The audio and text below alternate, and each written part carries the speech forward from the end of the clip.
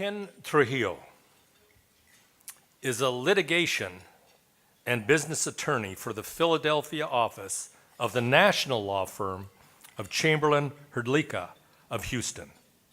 He served as the city solicitor of Philadelphia and remains active in business, community, and municipal matters. A founding member of the Latino Leaders Network Board of Directors, Ken has been my partner in bringing leaders together. Welcome Ken Trujillo, a close personal friend of our honoree, who has agreed to introduce the keynote speaker. Ken?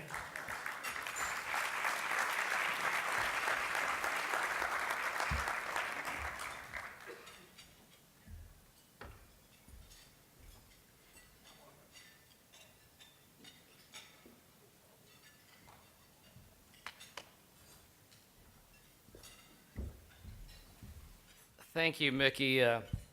I too promised Mickey that I would be brief, no matter how long it takes.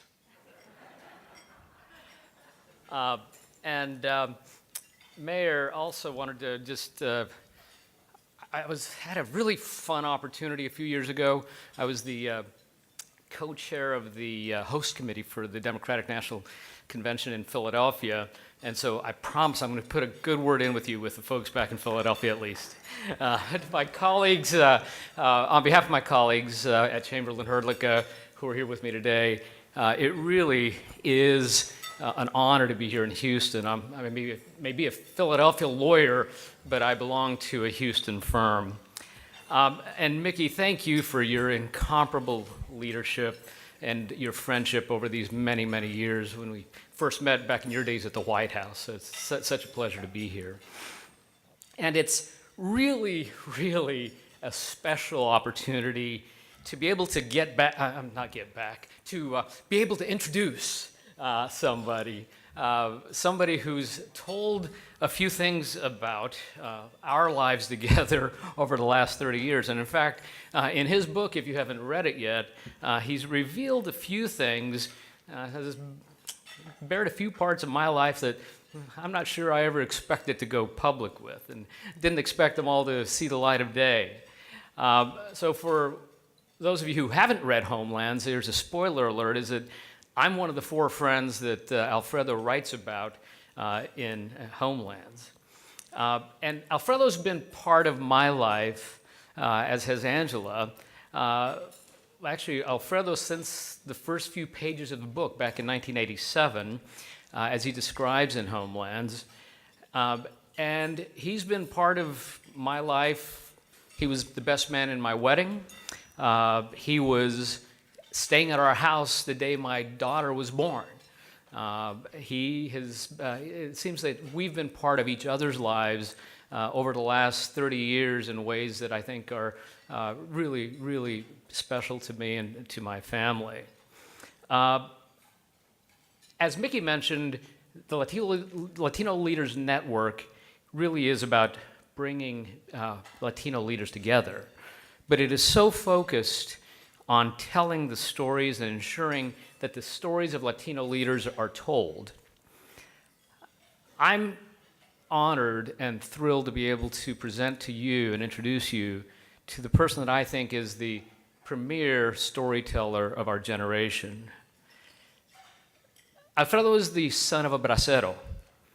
He was born in Durango, Mexico, and he worked the fields as a child. A high school dropout who made his way through UTEP, and his first job was at the Wall Street Journal. I won't give you his bio because Google will do a lot better job about it than I will. But I do want to say a couple words about Alfredo that as I've come to know him and about his powerful book. Alfredo is insatiably curious, and he's profoundly caring. Whether it's in Mexico, in Cuba, in Houston, in Philly, in Europe, wherever he is, if you're in a cab with him, or in a restaurant, or at a bar occasionally, he will ask and speak to every single person and he will genuinely care about their story because he is curious and he cares. For him, being a journalist is not a job. It is the essence of his being. And you will see that, and his empathy and his humility are the reasons that he is so damn good at it. If you read yesterday's Wall Street Journal, there was a story about the epidemic of murders in Latin America. If you know anything about that at all, and I know that most of you will, you'll also appreciate that beyond his caring humanity, he's incredibly courageous. His first book, Midnight in Mexico, detailed some of the dangers and the threats on his life that he had as a reporter during his last 30 years, many of them in Mexico, and will describe how dangerous his storytelling has been. These qualities have resulted in a remarkable book. The book is certainly about the diaspora from Mexico into the United States, but what has struck me as one of the most profound parts of Homelands is the context that it provides of the American immigrant experience. The sacrifices of Alfredo's parents will bring to mind the sacrifices many of your own parents have made for you to be here today. Alfredo's searing storytelling gives us a true narrative of how globalization is not just some theory, but it has a day-to-day impact on the lives of so many people in America. So many people, perhaps, unless you have orange hair. Ladies, somebody got that. Thanks, Adrian. Ladies and gentlemen, it is my honor, it's my privilege to present to you my friend, my brother, the greatest storyteller I know, Alfredo Corchado. Alfredo.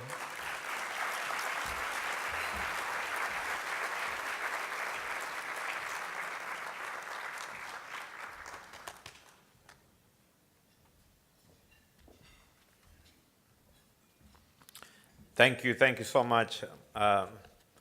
Thank you, Ken. One thing that Ken left out is that there's a big difference between being a journalist and a lawyer. Over the years, I've been the recipient of his generosity, suits and ties. This afternoon, my glasses, he donated them. He said, your glasses really, you need an upgrade. Muy buenas tardes, buen provecho. Saludos del Paso y de la Ciudad de México. Chuco. I really want to thank all of you, many of you whose story I've told over the years. Thank you for sharing your story. And many colleagues, many friends who are here, thank you for supporting me and sharing the journey. I especially want to thank Mayor Tilney from El Paso who made it here. Mayor Turner, thank you for being here, and I know the father left.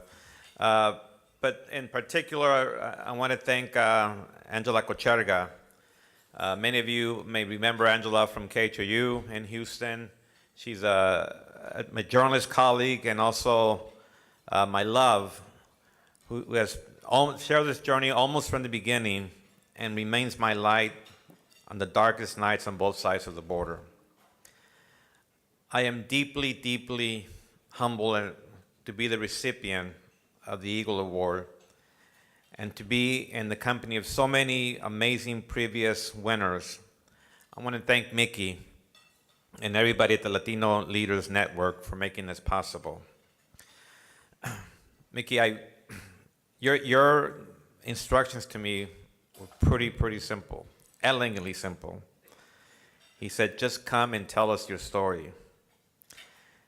I want to be clear, I've never considered myself a leader. I'm just a storyteller who over the past 30 years has had the unique privilege and honor of sharing so many of your stories with readers. So Mickey, from the bottom of my heart, I want to thank you because I can't think of a more important time than these days to share our stories. You recognize, before many others, the power of story, that stories do matter. My story, as Ken sort of hinted, is very simple. You're looking at a Mexican, a Guadalupano, from San Luis de Cordero, Durango, where I left my umbilical cord buried. I learned English with the help of the song Ben by Michael Jackson. And I Think I Love You by the Partridge Family. I am a high school dropout from Dos Palos, California, a failed singer and songwriter who was outsmarted by an unusual bribe to get me back to school by none other than my mother. She had sacrificed so much, and she was not going to let me fail. She knew I needed an education. She also knew my pathetic weakness, and one of them was a shiny new car. She instructed me very simply. She said, promise us 3 things and we'll help you with your dream car. Promise us you will leave California, where all we knew were tomato and sugar beet fields. Promise us you will get back to school and that you will not get married until you have a college degree. I have to tell you, ladies and gentlemen, it wasn't just any car, but a 1978 white Camaro with a T-top. To get the car, I had to say goodbye to the girl that I thought I was in love with. For one long, miserable week, I went back and forth between the car and the girl. And at night, I fall asleep thinking, car, girl, girl, car. Mickey, my story is very, very short. I picked a car, and here I am in Houston today. In the longer version, I grew up in the shadow of what feels like 3 countries, the United States, Mexico, and the border. I am the eldest son of 9, born to parents who taught my brothers and sisters and me to dream against all odds, to honor their sacrifice, and to love and embrace 2 countries. I'm also the product of a fickle country. It was 1965 and America was fighting for civil rights at odds with its own immigrant past. The nation was still mourning the late President Kennedy. That October of '65, Lyndon B. Johnson carried Kennedy's vision of a more inclusive nation. He stood near the Statue of Liberty and signed the Immigration and Nationality Act. It was the first time that this country took into account millions of immigrants who did not come from Europe. It was family-based migration. Johnson said of the legislation, "This is a simple test, and it is a fair test. Those who can contribute most to this country, to its growth, to its strength, to its spirit, will be the first admitted to this land." That law changed our lives. My parents are rural people from Durango, Mexico. They have a 3rd grade education. My father still has his sombrero from Durango, and birds still stop and listen whenever my mother sings. After more than 50 years in the United States, they still can't speak English, yet they've raised my 8 amazing brothers and sisters, most with a college degree. They paid taxes, ran a business, Freddy's Cafe in El Paso, and on every election day, they are there to vote. What they may lack in language skills, they make up every day via civic duties or with the sweat of their forehead. My father, Juan Pablo, is a bracero, a guest worker in the United States, and was a musician at home, Los Pajaritos. He dug ditches and plowed rows every day atop his tractor in the San Joaquin Valley.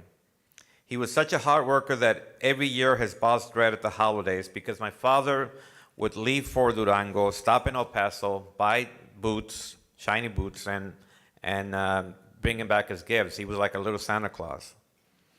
His boss worried so much that my father would not return that he helped him obtain a green card. Suddenly, my father had a once-in-a-lifetime opportunity to legalize his entire family, thanks to that 1965 Immigration Act. So in 1966, I was 6 years old, and much to my chagrin, we left Mexico for California. My mother loved her homeland, but said Mexico was her burden, her destiny, not ours. What can we expect from a country where the laws work only for the rich, the elite, with this class system and the indifference to the poor, where the youth is sucked away north? We had to leave Mexico, head north, and become a real family. My mother quickly became the queen of the tomato fields, filling up bins in record time. She filled her sacks with oranges, jumping off ladders, defying gravity. She worked the long and the short haul, and to this day still suffers from a bad back and bad bones. She came of age politically in those fields. She took part in the fight for equal pay and justice for farm workers led by Cesar Chavez. The union leaders saw undocumented Mexican workers as an obstacle to making unions stronger. My mother would disagree with them. We are in this together, Cesar, she would say. Quiet, meek at home, she grew courageous in the fields. Be brave, she would tell workers. The patrones need us more than we need them. What will they do without us? On this beautiful, cloudy afternoon in Houston, I stand before you to tell you that my parents were right, that my presence here is nothing more than a testimony of their faith and opportunities and possibilities that America represents. I too came of age in the fields. It was there that I first began to dream of a career as a journalist. I was 13, and California had an ordinance that you had to be at least 15 to work in the fields. But we needed the money for school supplies, for clothing. We needed to work. My mother would make sure that I would wear a long shirt, anything to make me look older, and she would always tell me, si te preguntan, diles que no tiene, diles que, no les digas que tienes 13. Do not tell them you're 13. One day, a TV crew shows up, and I still think reporters are pretty smart. They took one look at me and made a beeline. And they probably thought to themselves, this kid is not 15. They headed right at me, and the very first question was the obvious one. How old are you? 13, I said. They found what they were looking for, an underage kid faced with questions that range from what's it like working in the fields without sanitation, proper sanitation, without drinking water, under a scorching sun. And I answered every one of them. After they left, I was left feeling impressed, overwhelmed, that anyone was curious enough to ask me anything. Someone actually cared about how I felt. Someone wanted to give me a voice. I was intrigued, I was inspired with this thing called journalism. I speak to you this afternoon not as an enemy of the people, but as a member of the most noble profession I know, a witness to history, a bridge of understanding between borders, the epicenter of my homelands. I graduated from El Paso Community College, later from UTEP, had internships at the Ogden Standard Examiner, the El Paso Herald Post. I had one internship at the local TV, and the anchorwoman came up to me one day and said, you're still young, your parents have a restaurant, I don't think you have a future as a journalist. You're a terrible writer. That, I think, was the most important thing in my life because I think failure inspired me. My first job, as Ken said, was at the Wall Street Journal. We all met one wintry night. David Suro, a restaurant and tequila connoisseur, Primitivo Rodriguez, a human rights activist, and someone more Mexican than us, a New Mexican by the name of Mr. Ken Trujillo. We drank a lot of tequila for over 30 years. But Ken still reminds me, I think I joke with him, I don't know if it's the tequila, but he still reminds me of the Latino Tom Cruise. That night, we began a conversation that has lasted more than 30 years on a fundamental and deeply personal question. Where do we fit in this country? What does it mean to be an American? It's been 30 years traveling, living in places like DC, Mexico City, Havana, and the border. And one thing I've learned over the years is that being bilingual, bicultural, and binational journalist has given me an extra edge. I once stood up to a giant Vicente Fox, back then a presidential candidate, after I noticed him using the term heroes to describe Mexicans living abroad. How can you call us heroes, I went up to him, when you know so little about us? He explained that many of his friends in Guanajuato had also left to work in the United States. Prove it, I said. Prove that we're heroes by giving this immigrant the first interview as president, if you win. His aides were shocked and didn't know what to say. Fox paused, stretched out his hands, and said, "Ya estás, hecho." Weeks later, I sat before Mexico's new president and the first member of the opposition government, as Televisa, the New York Times, the Washington Post, and others waited for us to finish. He talked about how el México de aquí y el México de allá would someday help reshape both countries for the better. I stood at the Rose Garden a few weeks later and saw glimpses of that potential when Fox and President George W. Bush later stood together on a beautiful fall September morning. 4 days later, that vision literally came crashing down on that sad September 11. I remember running for the U.S. Capitol because we were told a plane was headed there that way. I never felt as American as I did that moment. I later returned to Mexico and saw the massacre of my homeland. The drug war rage, women disappear, men too.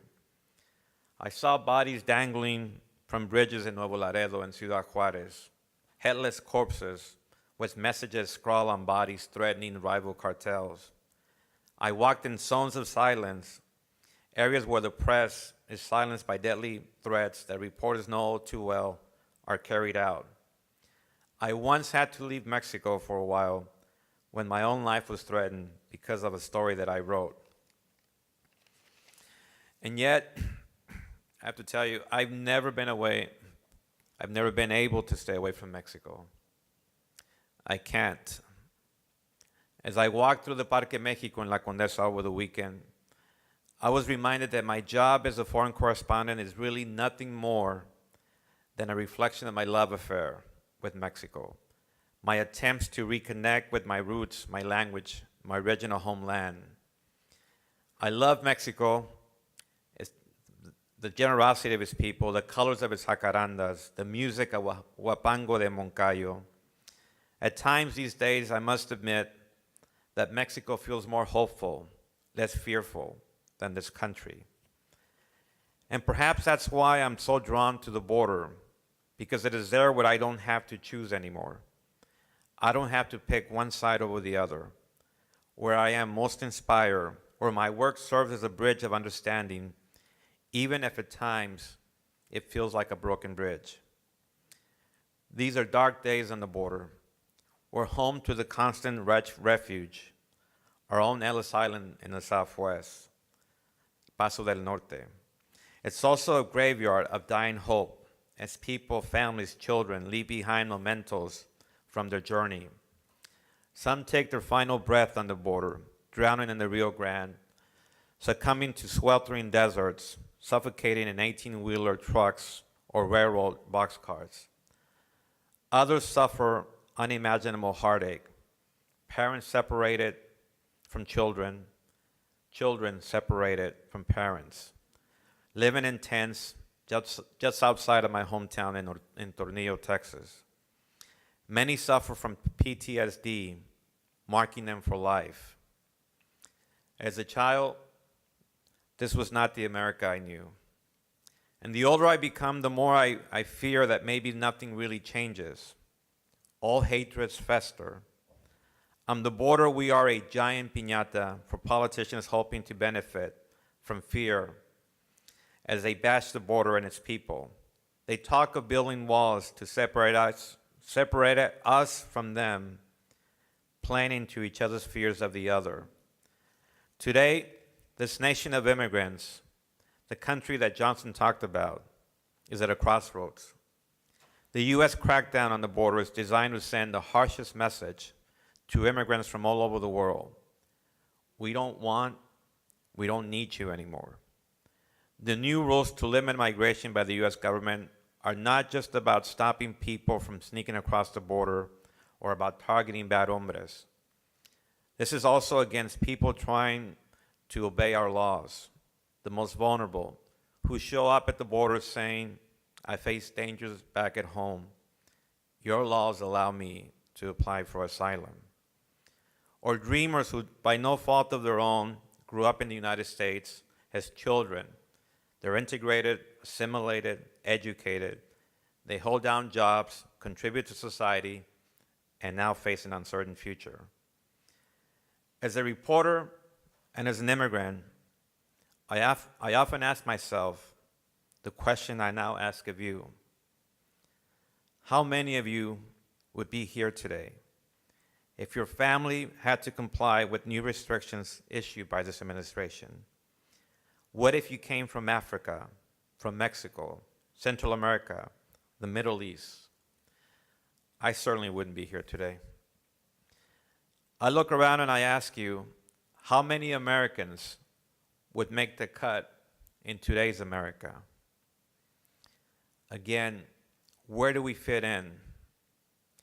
The answer, I think, lies with the stories of our immigrant ancestors, be they German, Irish, Italian, Greek, Hungarian, and yes, Mexicans.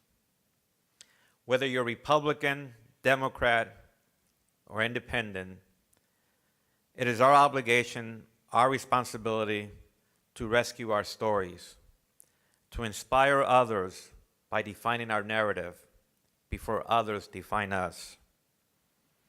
I'll leave you with one last story. My mother still reminds me of the tantrums I threw when we were told we were leaving for the United States. I screamed, I cried, I pouted, she tells me. I didn't want to leave my beloved Mexico, but what choice did I have? I felt lost.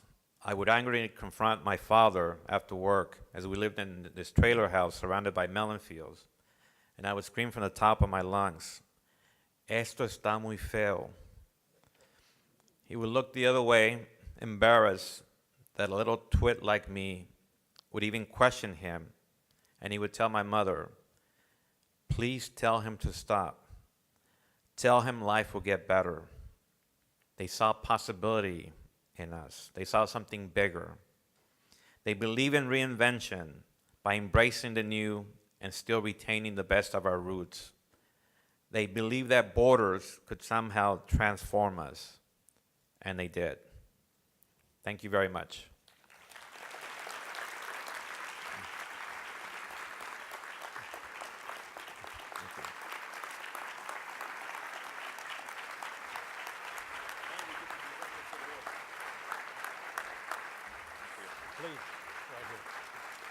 On behalf of the Latino Leaders Network, it's my honor to present our Eagle Leadership Award to Alfredo Corchado for his contribution to our community and to our country. Alfredo? Thank you so much.